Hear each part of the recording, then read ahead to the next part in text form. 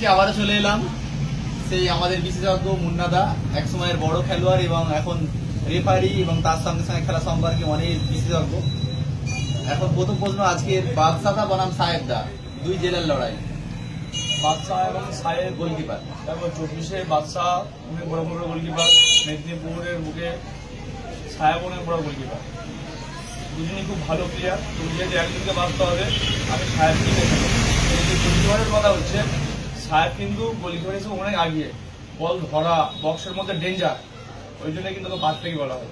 বাদশাও ভালো, বাদশার পায়খানাটাও খুব ভালো, কিন্তু গোলকিপার হিসাবে সাহেব অনেক আগে, সাহেবকেই আগে হবে। পরবর্তী প্রশ্ন নাসির ব্রিগেডের নাসির এবং সাউথ স্টারের রিপন, আমি আগে বলতে নাসিরটাকেই আগে রাখবো।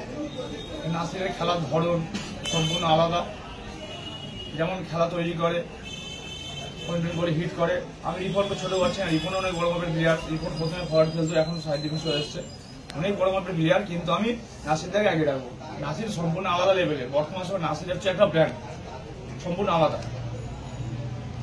আলামিন সাউন্ড সাদ্দাম ব্রিগেডের আলামিন বনাম রেজিবুল ব্রিগেডের হামিদুল, কে এগিয়ে?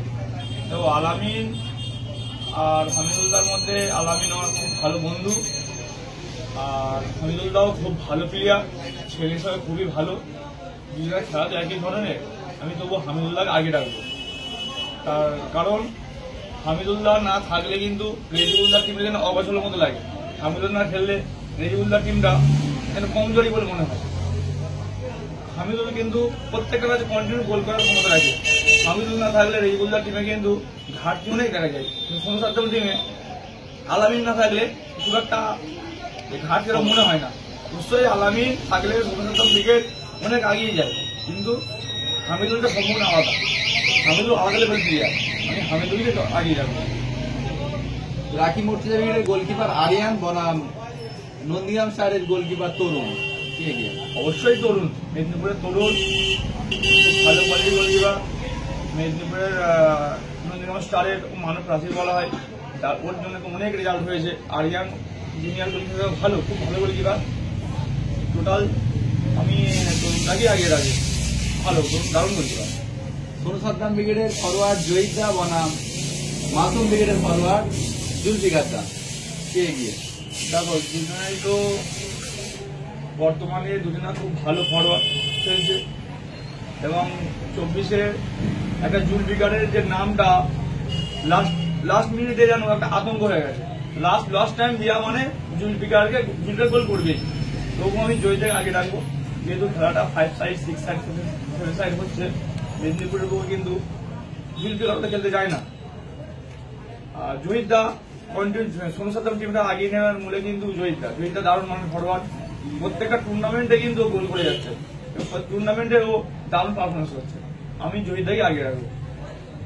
পরবর্তী প্রশ্নটা সাংঘাতিক আছে। 24 পরগনা AK-47 বনাম পূর্ব মেদিনীপুর AK-47, সাহাজুদ্দিন খোড়া বনাম বুবাই। দেখো 24-এর বুবাই AK-47, সাহাজুদ্দিন AK-47, তবু আমি সাহাজুদ্দিনকে আগে রাখবো। তার কারণ রেজিবুল্লাহ টিমে অনেক প্লেয়ার আছে, কিন্তু একটা সাইডটা সাহাজুদ্দিন না খেললে যেন পুরোটা যেন অবসর লাগে, একটা মানে অফ সাইড যেন লাগছে। সাহাজুদ্দিন এমন করে রেজিবুল্লাহ 98% ম্যাচে কিন্তু সাহাজুদ্দিন খেলে, যতই যাই হোক সাহাজুদ্দিন খেলবে এবং ওর কোনো রেস্ট নেই, কন্টিনিউ গোল করে। তুমি দেখো রেজিবুল্লাহ টিমে যদি 10টা গোল থাকে, সাহাজুদ্দিনের গোল 5টা। দারুণ মানের প্লেয়ার, বিগ হিটার। আমি কিন্তু বুবাইকে ছোট করছি, বুবাই কিন্তু দারুণ মানের প্লেয়ার। বুবাই কিন্তু রানিং বলে গার্ড মেরেছে গোলটা, ওটা কিন্তু বুবাই দারুণ করে। এটা কিন্তু অনেক প্লেয়ারের মধ্যে নেই। ফুটবল আইকিউ ভালো, দারুণ ফুটবল আইকিউ ভালো, একদম মানে একদম ফ্রেশ ভাবে খেলে যায়, কোনো ফাউল কিছু না, যেটা খেলার সেটা খেলে চলে যায়। দুজনেই ভালো প্লেয়ার, কিন্তু আমি সাহায্যকে আগে রাখবো। কমেন্ট হয়ে যাবে না?